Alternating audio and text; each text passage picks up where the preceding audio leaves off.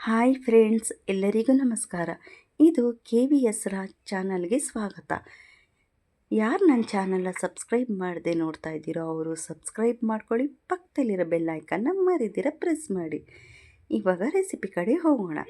ಇವತ್ತಿನ ರೆಸಿಪಿ ಏನಂದರೆ, ಇದು ಮಾವಿನ ಹಣ್ಣಿನ ಸೀಸನ್ ಆಗಿರೋದ್ರಿಂದ ಇವತ್ತು ನಾವು ಮಾವಿನ ಹಣ್ಣಿನ ಹೋಳಿಗೆ ಮಾಡೋಣ ಅಂತ ಮಾಡ್ತಾಯಿದ್ದೀನಿ. ಬನ್ನಿ ಫ್ರೆಂಡ್ಸ್, ಒಂದು ಸಲ ಟ್ರೈ ಮಾಡಿ ಹೇಗಿತ್ತು ಅಂತ ಕಮೆಂಟ್ ಮಾಡಿ. ತುಂಬ ಚೆನ್ನಾಗಿತ್ತು. ನಾನು ಇದನ್ನು ಫಸ್ಟ್ ಟೈಮ್ ಮಾಡಿದ್ದು, ಅದರಿಂದ ಹೇಳ್ತಾ ಇದ್ದೀನಿ. ತುಂಬ ಟೇಸ್ಟಿಯಾಗಿತ್ತು. ಈಗ ರೆಸಿಪಿ ಕಡೆ ಹೋಗೋಣ. ನಾನಿಲ್ಲಿ ಒಂದು ಬಾಣಲಿ ತೊಗೊಂಡಿದ್ದೀನಿ. ಹಾಗೆ ಮೀಡಿಯಮ್ ಸೈಜ್ ಕಪ್ಪು, ಈ ಕಪ್ಪಲ್ಲಿ 1 ಕಪ್ಪು ಮೈದಾ ಹಿಟ್ಟು ಹಾಕ್ಕೊಬೇಕು.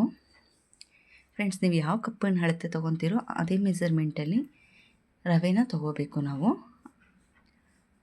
ನೋಡಿ ಫ್ರೆಂಡ್ಸ್, ಈಗ 1 ಕಪ್ ಮೈದಾ ಹಿಟ್ಟು ತೊಗೊಂಡಿದ್ದೀನಿ. ಅದೇ ಕಪ್ ಅಳತೆಯಲ್ಲಿ 2 ಕಪ್ಪು ಚಿರೋಟಿ ರವೆ ತೊಗೊತಾ ಇದ್ದೀನಿ. ತುಂಬ ಚೆನ್ನಾಗಿ ಹದವಾಗಿ ಬರುತ್ತೆ ಮೈದಾ ಹಿಟ್ಟು ಕಲಸೋದ್ರಿಂದ. ಈ ರೀತಿ ನೋಡಿ, ಚಿರೋಟಿ ರವೆನೇ ಹಾಕ್ಕೊತಾ ಇದ್ದೀನಿ 2 ಕಪ್ಪು. ಈ ರೀತಿ ಹಾಕಿ ಕಲಸೋದ್ರಿಂದ ತುಂಬ ಚೆನ್ನಾಗಿ ಬರುತ್ತೆ. ಈಗ ನೋಡಿ ಹಾಕ್ಕೊಂಡಿದ್ದೀನಿ. ಇದಕ್ಕೆ ಅರ್ಧ ಸ್ಪೂನಷ್ಟು ಅರಿಶಿನ ಪುಡಿ ಹಾಕ್ಕೊಂಡಿದ್ದೀನಿ. ಈಗ ಇದಿಷ್ಟನ್ನು ಚೆನ್ನಾಗಿ ಫಸ್ಟ್ ಮಿಕ್ಸ್ ಮಾಡ್ಕೊಬೇಕು. ನೋಡಿ ಫ್ರೆಂಡ್ಸ್, ಈಗೆಲ್ಲ ಮಿಕ್ಸ್ ಮಾಡಿಕೊಂಡೆ. ಈಗ ನೀರು ಹಾಕ್ಕೊತಾ ಇದ್ದೀನಿ. ತುಂಬ ತೆಳುವಾಗೂ ಕಲಿಸ್ಕೊಬಾರ್ದು, ಹಾಗೆ ಗಟ್ಟಿಯಾಗೂ ಕಲಿಸ್ಕೊಬಾರ್ದು. ಸ್ವಲ್ಪ ಸ್ಮೂತಿಯಾಗಿದ್ದರೆ ಸಾಕು. ಚೆನ್ನಾಗೆಲ್ಲ ಮಿಕ್ಸ್ ಮಾಡ್ಕೊಬೇಕು. ಇಲ್ಲಿ ನಾನು ಯಾವುದೇ ರೀತಿ ಫಸ್ಟ್ ಎಣ್ಣೆ ಹಾಕ್ಕೊಂಡಿಲ್ಲ ಫ್ರೆಂಡ್ಸ್. ನಾನಿಲ್ಲಿ ಇದು ಬಟ್ರ್ ಕಲಿಸ್ತಾರಲ್ಲ ಆ ಸ್ಟೈಲಲ್ಲಿ ಕಲಿಸಿದ್ದೀನಿ. ಈಗ ನೋಡಿ ಆಗಿದೆ. ಈಗ ಇದು ಹಿಟ್ಟು ಮುಳುಗೋ ಅಷ್ಟು ನೀರು ಹಾಕಿದ್ದೀನಿ. ನೋಡಿ, ಹಾಕಿ ಚೆನ್ನಾಗಿ ಪ್ರೆಸ್ ಮಾಡಿ ಮತ್ತು ಒಂದು ಪ್ಲೇಟ್ನ ಮುಚ್ಚಿಡಬೇಕು. ಒಂದು ಅರ್ಧ ಗಂಟೆ ನೆನೆಯೋದಕ್ಕೆ ಇದನ್ನು ಬಿಡಬೇಕು. ನೋಡಿ, ನೀರು ಮುಳುಗೋಷ್ಟು ಹಾಕಿದ್ದೀನಿ. ನಾನಿಲ್ಲಿ ಜಾಸ್ತಿ ಮೆಜರ್ಮೆಂಟ್ ಕಲಿಸ್ಕೊಂಡಿದ್ದೀನಿ. ನೀವು ಸ್ವಲ್ಪ ಕಲಿಸ್ಕೊಳ್ಳಿ, ಸಾಕಾಗುತ್ತೆ. ಅರ್ಧ ಗಂಟೆ ಆಗೋಷ್ಟು ಎತ್ತಿಡಬೇಕು. ಅಷ್ಟರಲ್ಲಿ ಹೂರಣ ರೆಡಿ ಮಾಡ್ಕೊಳ್ಳೋಣ.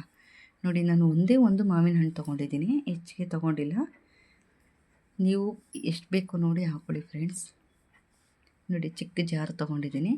ಈಗ ಇದನ್ನೆಲ್ಲ ಕಟ್ ಮಾಡಿ ಕ್ಲೀನಾಗಿ ಒಳಗಡೆ ಇರೋ ಹಣ್ಣನ್ನು ತೊಗೊಂಡು ಜಾರ್ಗೆ ಹಾಕ್ಕೊತಾ ಇದ್ದೀನಿ. ಸಿಪ್ಪೆನ ಹಾಕ್ಕೊಬಾರ್ದು. ಒಳಗಡೆ ಇರೋ ಹಣ್ಣನ್ನು ತೊಗೊಂಡು ಕ್ಲೀನಾಗಿ ಕಟ್ ಮಾಡಿ ಜಾರೊಳಗೆ ಹಾಕ್ಕೊಂಡು ಇದನ್ನು ರುಬ್ಕೊಬೇಕು. ನೋಡಿ ಫ್ರೆಂಡ್ಸ್, ಈಗ ಹಣ್ಣು ತೊಗೊಂಡಿದ್ದೀನಿ. ನಾನಿಲ್ಲಿ ಒಂದೇ ಒಂದು ಹಣ್ಣನ್ನು ಬಳಸಿ ಒಬ್ಬಟ್ಟು ಮಾಡ್ತಾಯಿದ್ದೀನಿ. ಹೇಗೆ ಬರುತ್ತೆ ಟ್ರೈ ಮಾಡೋಣ ಅಂತ. ತುಂಬ ಚೆನ್ನಾಗಿತ್ತು. ನೋಡಿ ಫ್ರೆಂಡ್ಸ್, ಈಗ ಆಗಿದೆ. ಈಗ ಪಕ್ಕಕ್ಕೆ ಇಟ್ಬಿಟ್ಟು ನೋಡಿ ಸ್ಟವ್ ಹಚ್ಕೊತಾ ಇದ್ದೀನಿ. ಈಗ ಒಂದು ಪ್ಯಾನ್ ಇಟ್ಟು ನಾನಿಲ್ಲಿ ಚಿಕ್ಕ ಸೌಟಿನಲ್ಲಿ 3 ಸ್ಪೂನ್ ಆಗೋಷ್ಟು ರವೆ ತೊಗೊಂಡಿದ್ದೀನಿ, ಚಿರೋಟಿ ರವೆನ. ಇದನ್ನು 1ರಿಂದ 2 ನಿಮಿಷದಷ್ಟು ಹುರ್ಕೊಬೇಕು. ಹಸಿದು ಹಾಕಬೇಡಿ ಫ್ರೆಂಡ್ಸ್. ನೋಡಿ, ಈಗ ರೋಸ್ಟ್ ಆಗಿದೆ. ಇದನ್ನು ಒಂದು ಪ್ಲೇಟಿಗೆ ನಾನು ಹಾಕ್ಕೊತಾ ಇದ್ದೀನಿ. ಈಗ ಅದೇ ಪ್ಯಾನಿಗೆ ನಾನಿಲ್ಲಿ 1 ಕಪ್ಪು ತೆಂಗಿನಕಾಯಿನ ತುರಿದಿಟ್ಕೊಂಡಿದ್ದೀನಿ. ಈಗ ಅದರಲ್ಲಿ ಅರ್ಧದಷ್ಟು ನಾನು ತೆಂಗಿನಕಾಯಿನ ಹಾಕ್ಕೊತಾ ಇದ್ದೀನಿ.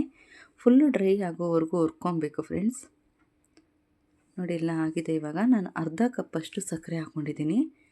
ಯಾಕಂದರೆ ಮಾವಿನ ಹಣ್ಣಲ್ಲೂ ಸ್ವೀಟ್ ಇರುತ್ತೆ. ನೀವು ನೋಡಿ ಹಾಕ್ಕೊಳ್ಳಿ. ಬೇಡ ಅನ್ನೋರು ಸ್ಕಿಪ್ ಮಾಡ್ಕೊಬೋದು.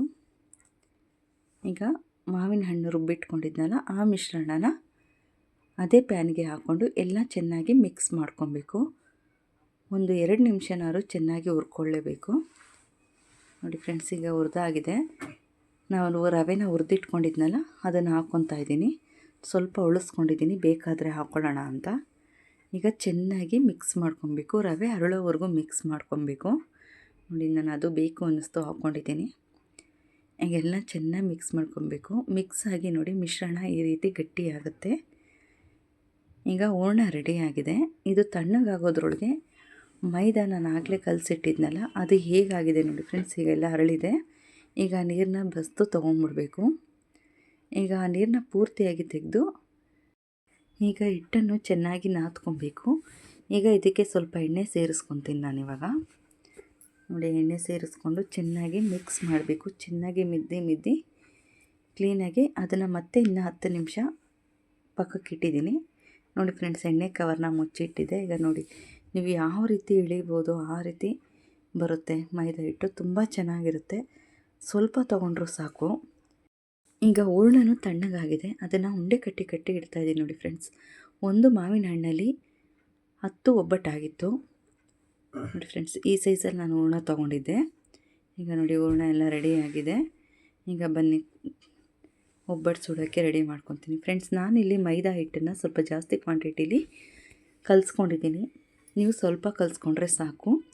ನಾನು ಕಡಲೆಬೇಳೆ ಒಬ್ಬಟ್ಟು ಮಾಡ್ತಾಯಿದ್ದೆ, ಅದಕ್ಕೆ ಅಂತಲೇ ಈ ಹಿಟ್ಟನ್ನ ರೆಡಿ ಮಾಡ್ಕೊಂಡಿದ್ದೆ ಫ್ರೆಂಡ್ಸ್. ಹೇಗಿದ್ದರೂ ಮ್ಯಾಂಗೋ ಸೀಸನ್, ಇದನ್ನು ಒಂದು ಸಲ ಟ್ರೈ ಮಾಡೋಣ ಅಂತ ಕಲಸಿ ರೆಡಿ ಮಾಡಿಟ್ಕೊಂಡಿದ್ದೆ. ತುಂಬ ಚೆನ್ನಾಗಿ ಬಂದಿತ್ತು. ನೀವು ಒಂದು ಸಲ ಟ್ರೈ ಮಾಡಿ ಹೇಗಿತ್ತು ಅಂತ ಕಮೆಂಟ್ ಮಾಡಿ.